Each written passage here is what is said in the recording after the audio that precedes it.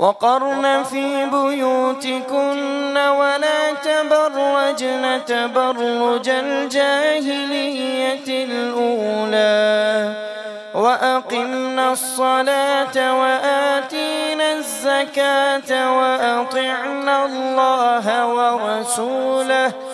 إنما يريد الله ليذهب عنكم الرجس أهل البيت ويطهركم تطهيرا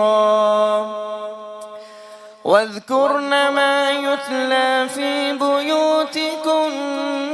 من آيات الله والحكمة إن الله كان لطيفا خبيرا